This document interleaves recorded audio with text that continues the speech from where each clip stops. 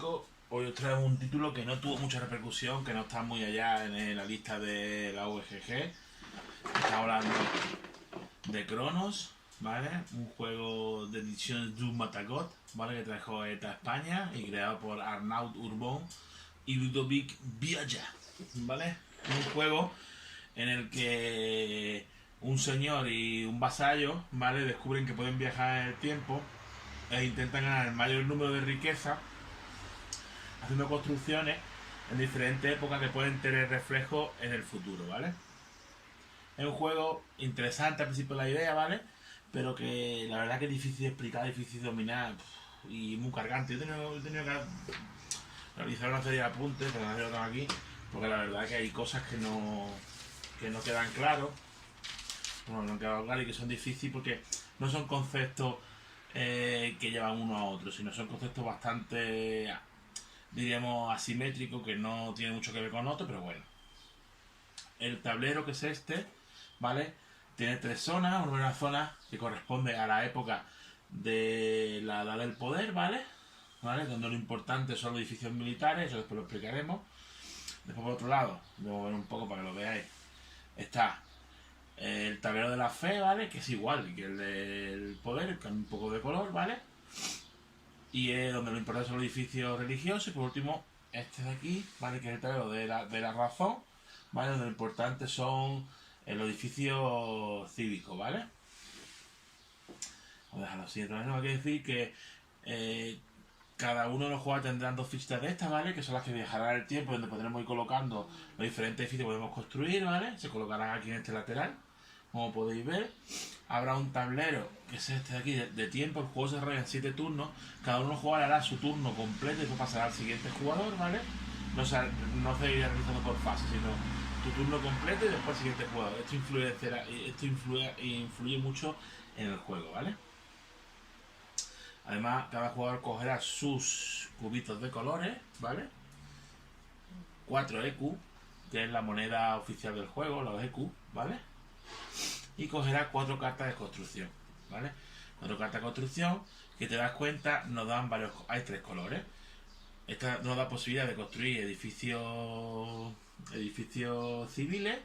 Esto nos da la posibilidad de construir edificios religiosos. Y después están las naranjas. A ver si son algunas. Son estas de aquí. La posibilidad de construir edificios militares, ¿vale?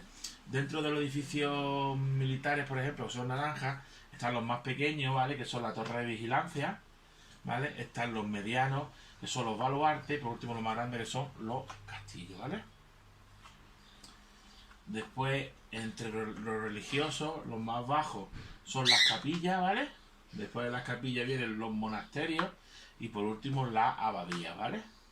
Cada uno tiene un valor, que es el valor de lo que cobraremos, ¿vale? Y lo que nos costará construirlo. Después, por otro lado, están los edificios cívicos, que son, por un lado, las aldeas. Las aldeas ya hay en muchas partes, si os dais cuenta, en muchas partes del juego, ¿vale? Impresas, esa aldea, estas sí pueden desaparecer y destruirse, las otras no, ¿vale?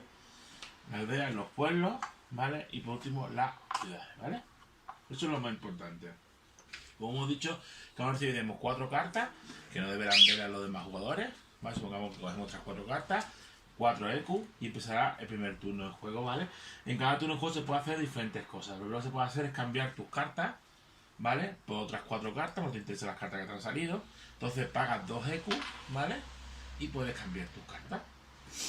Después viene la fase de las acciones, ¿vale? Donde podremos viajar en el tiempo. Nuestro personaje podrá viajar a uno o a otro sitio, ¿vale? Pagando un EQ, ¿no? ¿Vale? Con un EQ puedes viajar a cualquiera de las zonas, ¿vale? Y en cada una de las zonas donde tengamos nuestros trabajadores y cumplamos una serie de normas, podemos ir construyendo edificios de diferentes índoles, ¿vale? Eso es importante, pagando un EQ. Después, por último, las cartas de construcción y todo eso lo explicaremos ahora. Por último, cuando terminemos la fase de construcción y no podamos construir más ni queramos poblar de diferentes acciones que se pueden realizar en la construcción, pues descartaremos nuestras 4 cartas, ¿vale? Y cogeremos 4. Y en los turnos del 4 al 7 cobraremos dependiendo de los edificios que tengamos en cada mapa y los dominios, ¿vale? Los dominios es un conjunto de edificios diferentes. Por ejemplo, esto un dominio, por ejemplo, ¿vale? sería esto, por ejemplo. ¿Vale? Pues sería, no, este no. Este. Entonces pues sería un dominio. Entonces si el dominio tenemos la carta mayor de ese dominio, pues eso como regla general, en cada una de las zonas, por ejemplo esta será la de la fe, si tenemos el máximo dominio en el edificio más grande de fe, pues cobraremos todas las monedas. Y eso simplemente del turno 4 al 7, mientras tanto nada. Bueno. Pues bueno, en las acciones de construcción, ¿vale? En la zona de poder y de fe, ¿vale? Podemos hacer tres cosas.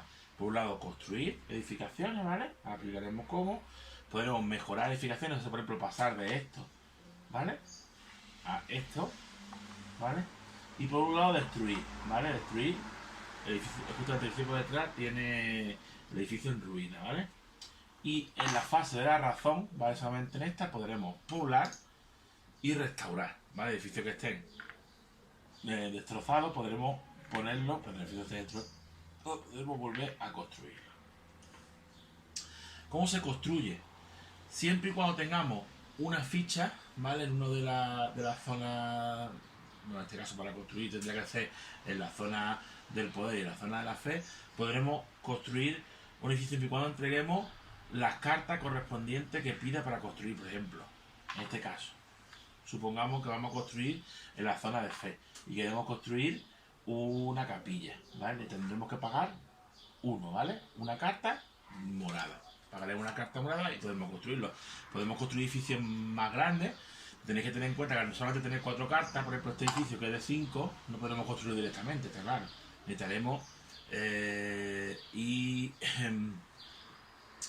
mejorando edificios más pequeños, ¿vale? Entonces construir, como hemos dicho, teniendo uno de nuestros jugadores en cualquiera de estas dos zonas de juego. En la zona podemos utilizar 2 cartas para construir un edificio, ¿vale? Además, a la hora de construirlo, recibiremos EQ, más monedas, ¿vale? Si es un edificio de nivel 1, en este caso no recibiremos ningún tipo de EQ, ¿vale? Pero si es un edificio de nivel 2 y 3, recibiremos, si es de poder, en la zona de poder recibiremos una moneda, ¿vale? Y en la zona de fe, 2 monedas, ¿vale? Eso es a la hora de construir. También podemos mejorar edificios, ¿vale? Como hemos dicho, es decir, pasar un edificio que tengo así a un edificio un poco más grande, ¿vale? Hay que pagar la diferencia entre la construcción esta y la que vayamos a poner. En este caso, como no hay diferencia, ¿vale? Si hay diferencia de 2, tendremos que pagar 2 cartas, ¿vale? Tenéis que tener en cuenta que si necesitáis pagar más cartas, tendréis que tener a los 2 jugadores en la misma zona, ¿vale? Para poder entregar las 4 cartas de construcción. Recibiremos EQ, ¿vale? Si recibiremos una moneda si la hacemos en la zona de poder, ¿vale? Y 2 monedas si hacemos en la zona de fe, a la hora de mejorar. Y podemos demoler un edificio que está construido, ¿vale? Así, lo podemos demoler. Y para eso tenemos que pagar una carta de construcción, ¿vale? Y un EQ. Eso sí, no podremos destruir edificios que tengan más de un valor de 1. Es decir, por ejemplo, este edificio que hemos dicho que podemos destruir, no lo podremos destruir. Este, en cambio, sí lo podríamos destruir, ¿vale? Chiquitito, esto lo podríamos destruir.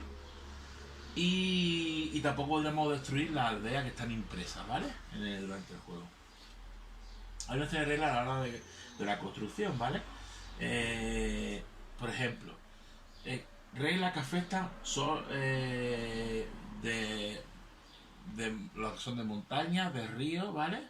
O de bosque. Ahí solo se podrá construir ciudades y pueblos, o sea, no podremos construir ningún tipo de religioso, ¿vale? Ningún tipo militar que ocupe una de las zonas que tenga ese tipo de zona, ¿vale? Ni de río, ni de eso. Sí podremos construir en cambio ciudades y pueblos, no aldeas, ¿vale? Las aldeas están impresas, podremos construir ciudades y pueblos. Eso es lo que se refiere al río, ¿vale? los bosques, ¿vale?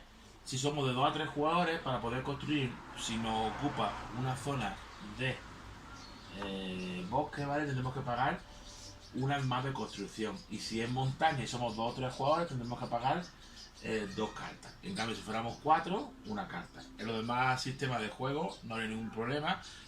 Entregando las cartas de juego sería suficiente para poder construir. Después está la regla del dominio, ¿vale? La regla del dominio es que cuando hemos construido un edificio, ¿vale? Un dominio es un conjunto de edificios, ¿vale? Que están unidos en horizontal o en vertical, no en diagonal, ¿vale? Y que forman un conjunto, ¿vale? Por ejemplo, un dominio, ¿vale? Para unir un dominio con otro dominio, ¿vale? Que es súper importante, solo se podrá hacer con construcciones civiles. O sea, si imaginemos que aquí hay un dominio y aquí hay otro, ¿vale? Imaginamos que esto es así. Así aquí. En este caso no. Pues imaginamos que queremos unir, aquí no habría arriba y aquí no hay río, queremos unir 2 dominios, ¿vale? 2 dominios formados. Pues solamente podríamos utilizar edificaciones civiles, ¿vale? Para unir esos edificios. Y a la vez, a la hora de crear esas uniones de dominio, tenemos que tener en cuenta la jerarquía. La jerarquía significa que no podremos unir, al unir 2 zonas que tengan, por ejemplo, en este caso, 2 edificaciones de 3, ¿vale? Solamente se podrá quedar una de ellas, ¿vale? Entonces no podrá haber edificaciones civiles mayor de 3. Esas tendrán que rebajarse, porque ya no se rebajen. No podrá haber edificaciones, por ejemplo, más grandes de 5 de fe, ¿vale? De religiosa, y la otra da igual, ¿vale? Todo lo que construyamos a lo largo del juego tiene un reflejo en el tiempo, ¿vale? Menos las fichas de tamaño 1. Estas no se reflejan nunca en el tiempo. Como venimos del pasado, ¿vale?